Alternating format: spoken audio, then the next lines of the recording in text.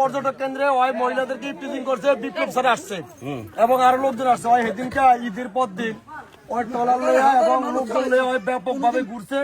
পরে স্যারে সেখানে এই ইফটিজিং রোধের জন্য স্যারে সেখানে কোনোভাবেই ইয়ে করতে পারে না। এইটা শূন্য ট্রলার অন্যদিকে বেরিয়ে পরে ওই নামিয়ে গেছে। এইভাবে একবারে মনে করেন স্বামী স্ত্রী ঘুরতে আইয়ে ওই লোকজন দিয়ে আসতে মহিলা করে সরে দিয়া এরপরে ধরিয়া আলাদা আলাদা করিয়া জিজ্ঞেস করে হয় চাঁদাবাজি আদায় করে কয় এই তোমার ডকুমেন্ট দেখো, কাবিন দেখো, ইয়ে দেখো, বিভিন্ন হেনস্থার শিকার এই পর্যটকের কেন্দ্রে। এর মধ্যে একটা ঘটনা ঘটছে, 30,000 টাকা নিচে এবং জিনিসপাতি নিয়ে গেছে। এগুলো সব ওর নেতৃত্ব হয়েছে। ওই যে ইয়াসিন দালালের ছেলে কি নাম রাশেদ, এই যে খাদুর কাছে আইসা এই যে মানুষের এই যে পর্যটন আসলে ছেলে মেয়েদেরকে ধরে টাকা টুকা চায়, এটা সম্বন্ধে তুমি কি জানো? এখন তো আমি আরে পাইলাম হয় তাইলে ঘটনা সত্য।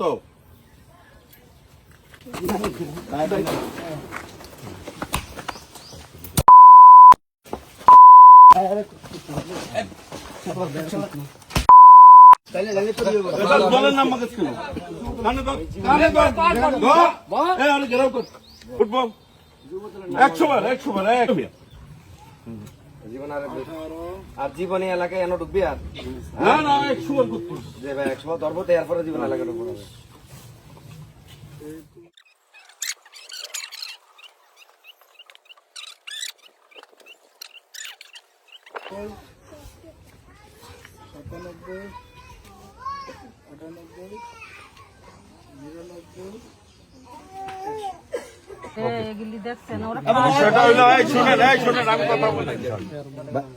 দেশে এই চরফেশনের খাদুর যাচ্ছে আপনাদের এই এলাকায়, এই যে বিভিন্ন এলাকা থেকে পর্যটক আসে, কথা খেয়াল করেন আপনারা। পর্যটক আসলে আপনাকে লাভ হয় না, আপনারা আপনি কথা বলবেন না। একজনের ব্যবসায়ী থাকলে তার ব্যবসা কিনা হয়, একজনের যদি ট্রলার থাকে সেটা চলে। এরপর আপনার এলাকায় যারা দোকানদারি করে তাদের বেচা কিনা হয়।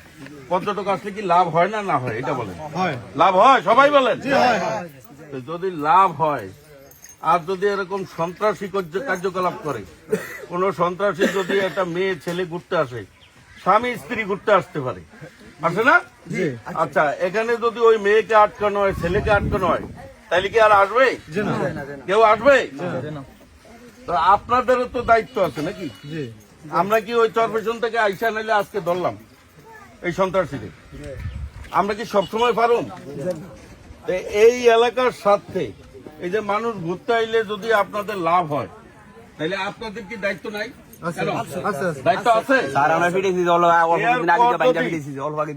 এরপর যদি এরকম কেউ সন্ত্রাসী কার্যকলাপ করে, আপনারা কি বানতে পারবেন না? পারবেন সবাই? আতুক সেন থেকে কারা পারবেন? ভয় পান? কি ভয় পান? আচ্ছা, যদি এরপরে এই খাদুর কাচ্চায় কেউ যদি আইসা এই ধরনের মেয়েদেরকে ইফটিজিং করে অথবা পর্যটকদেরকে বাধা প্রদান করে, চাঁদা দাবি করে, তাহলে এদেরকে বেঁধে রাখবেন, বেঁধে আমাকে খবর দিবেন, ঠিক আছে? নুর ইসলাম নয়নের এলাকায় সে নির্বাচনের আগে বলছে না যে জুলুমবাজ, চাঁদাবাজ, দখলবাজ, সন্ত্রাসী এই চরপেশনে হতে দিবে না, সে বলছিল।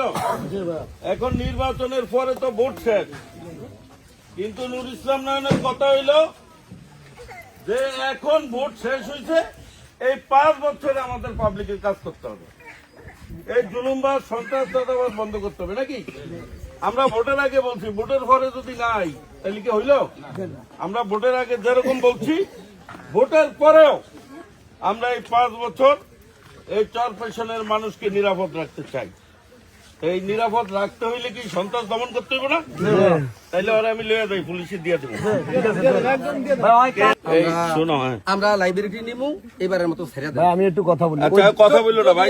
এরকম কোনো অন্যায় অপরাধ করে তোলার পরে তো ধরুম ওর বাবা আরে ভাই কথা বললো না, আপনি দায়িত্ব নিবেন। আচ্ছা আপনি নিবেন। এই যাই দাঁড়ান। আরে ভাই দাঁড়ান না, আপনার দুঃখ আমি বুঝছি। আচ্ছা কে কে দায়িত্ব নিচ্ছেন? আপনারা দায়িত্ব নিচ্ছেন? এই রহমান জি, ওই যে অগর থেকে টাকা নিছে, এই টাকা দিবে কে? আচ্ছা মহিলাদের কাছে টাকা নিছে, এই টাকা দিবে কে? আমার তো কোনো দোষ নাই। আরে তাই কিছু হয় তাইলে কিন্তু আপনারা দলের হিসাবে দায়িত্ব থাকবে। তাইলে কিন্তু আপনাকে বিরুদ্ধে আমরা সাংগঠনিক ব্যবস্থা নেব। এই দায়িত্ব আপনি নিছেন ইনশাআল্লাহ। ঠিক আছে, যান। আপনার সম্মানার্থে আমি ছেড়ে দিলাম।